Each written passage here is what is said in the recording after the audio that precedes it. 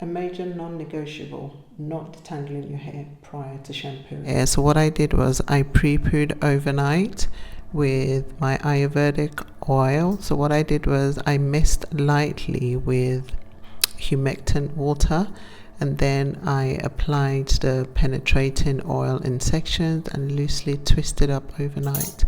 So the following morning, so that's what you see me doing here, I'm gently detangling. So I go in and finger detangle first, and then I apply an instant conditioner. I work it, squeeze it through, and then I use my tool of choice to gently detangle, starting from the ends and then working my way all the way through.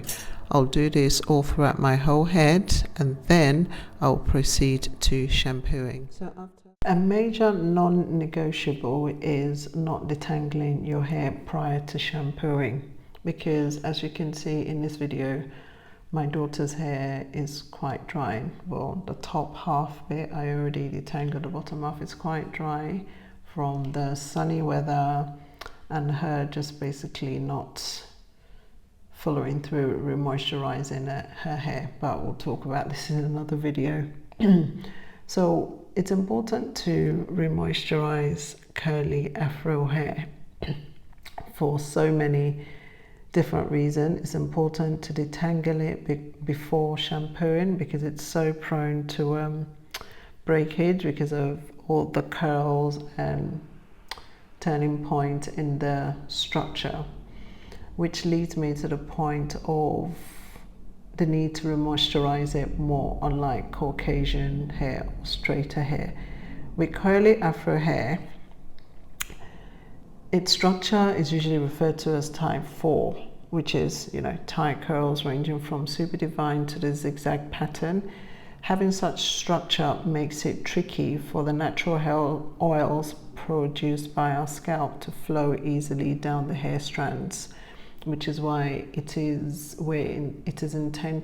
need to be intentional about spritzing it, and when you apply your C, which is your cream, and your oil, you're intentional about squeezing it down each strand and making sure it's fully absorbed as much as possible into the hair strands.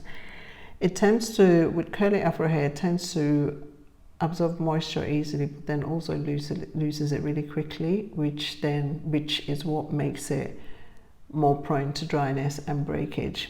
It often struggles with moisture retention, which is why it is encouraged to regularly remoisturize your strands so as to keep it hydrated, reduce breakage and dryness. Hence why it's also really important to know what your moisture cycle is.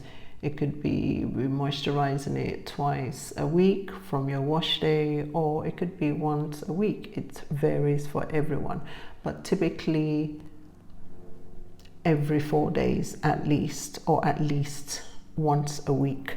With Caucasian hair, it's completely different because its texture is a lot straighter and it's wavier, and it's easier for the sebum from the scalp to flow down the strands. It doesn't need moisture as often as curly afro texture does. It is also very important to recognize that with curly afro hair ranging from various curl patterns, from loose to tightly curls, that there isn't one size fits all in the approach to caring for your hair.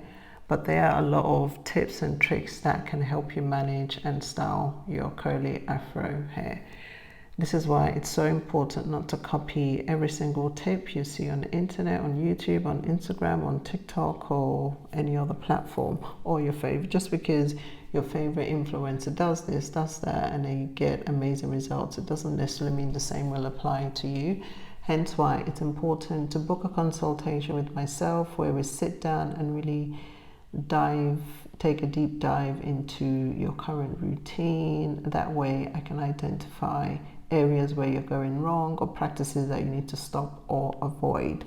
Or if not with me, sort out another well-trusted coach, or jump on a hair course. There's so much information and a wealth of education available now where Afro textured hair is concerned that we really do not have any excuse. So I hope all this has been useful for you. If you have any questions, please drop them down below regarding your hair care routines or products. Please feel free to drop them down below or send me an email to book a consultation. Until next time, until next video, take care. Thank you for watching again. Don't forget to hit the subscribe button if you're enjoying my content, and share with friends and family. Set your notification bell so you know whenever I post new videos and shorts. All the best. Thanks. Bye.